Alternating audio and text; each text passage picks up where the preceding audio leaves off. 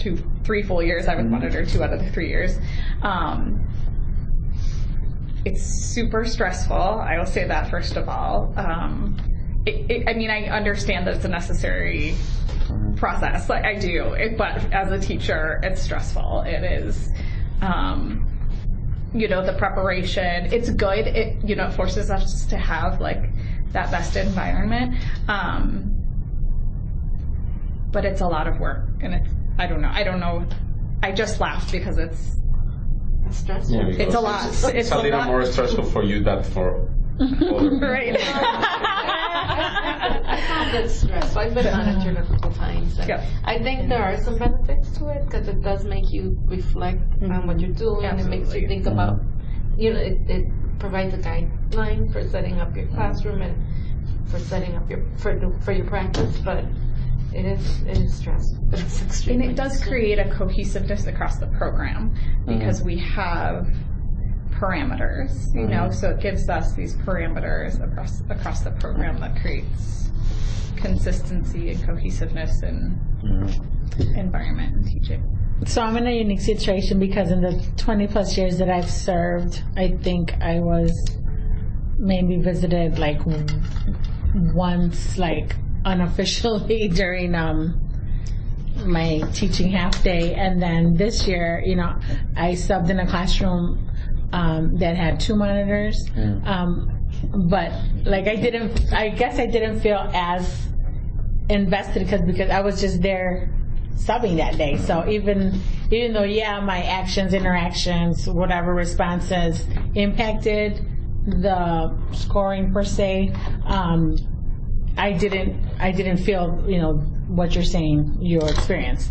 And my question to us would be, do you think we feel more stressed about monitoring because it's not something that our admin team is like always, like we all know it's best practice, but it's not something that they're always on us about? I don't know if I'm going off track, but I think one of the things I find stressful or about the monitoring is that they're there, and I don't want them there any more times. That's what I'm advocating for, but they're there for 3 hours. Yeah. And so so we're getting scored on what happened that day for 3 hours, and because I don't see it doesn't necessarily mean it's not happening. Yeah. And so then you get marked off for, something but that wasn't observed. things like that's what makes it. So then you have this score, and I don't know. I take it personally. I definitely. You take it personally because it's your classroom. So then you get checked off for things they didn't see, but it does happen in your classroom, and you don't. It's unpredictable. You don't know. Every day it's unpredictable. You don't know what kids are going to respond to, what they're not going to respond to, and then you get marked for. I don't know. That's I think one of the. You don't have total control. Right. I think it also depends on your own character and in your professional situation in the district. Because I've been working in this district for 6 years in 3 different schools, and I have another work in the high school. Even for the high school, the district evaluates you. So, because the first time it was like a temporal work, they evaluate me. But now that I've been working more than 5 years and I'm still not a tenure, and they are still evaluating me.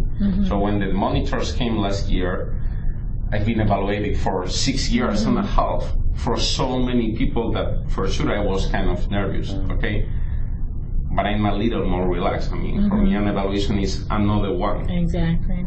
You know what I mean? And not all the districts not all the teachers that have been monitored receive all these kind of evaluations permanently.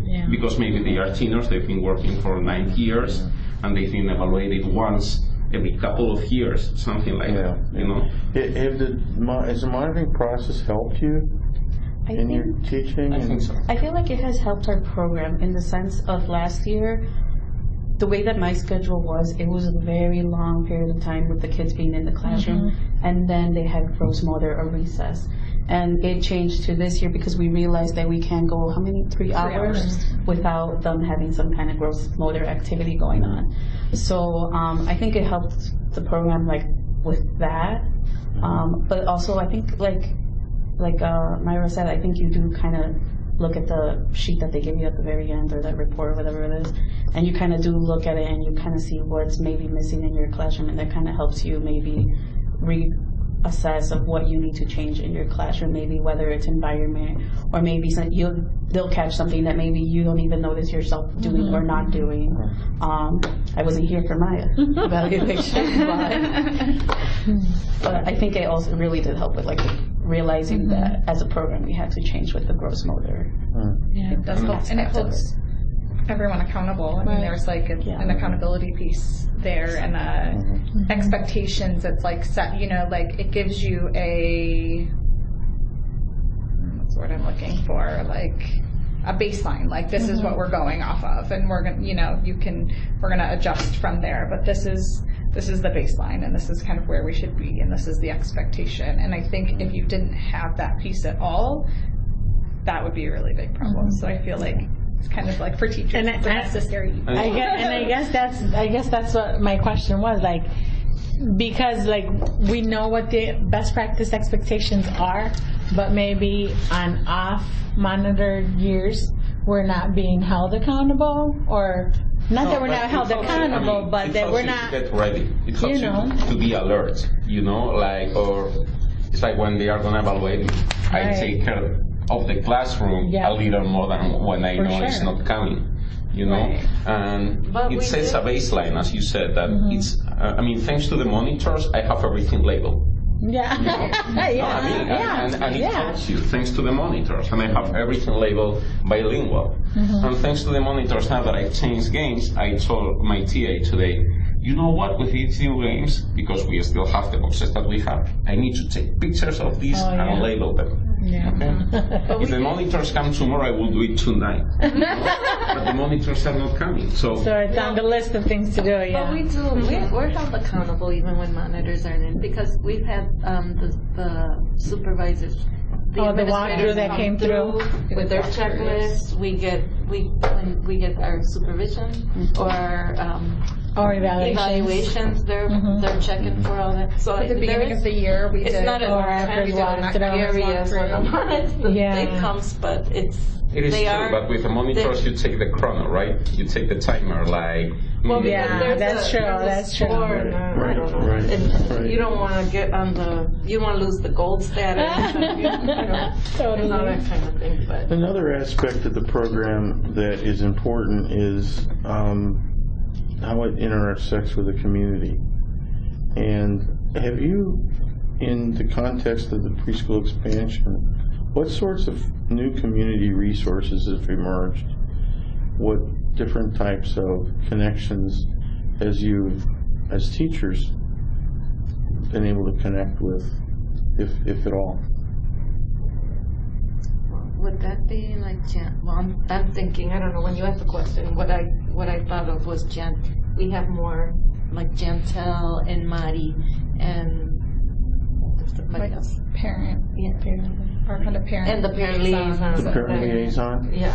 We have a few actually. We have more, right? We've hired more. And so they're bringing, I find them helpful in terms of when families need something, they're a resource for them. Is that your question? Am I answering your question?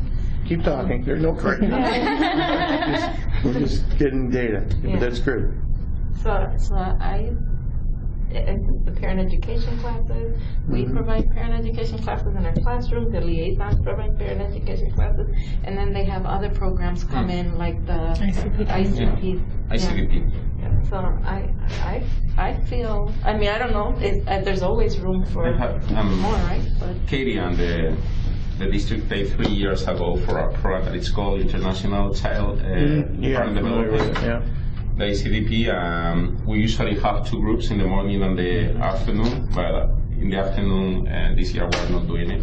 But still we provide educational opportunities, not only inside the classes like the science day or the math day, outside the school too, with how use technology with your children, how to put them to sleep, or get ready for kindergarten when it's the end of the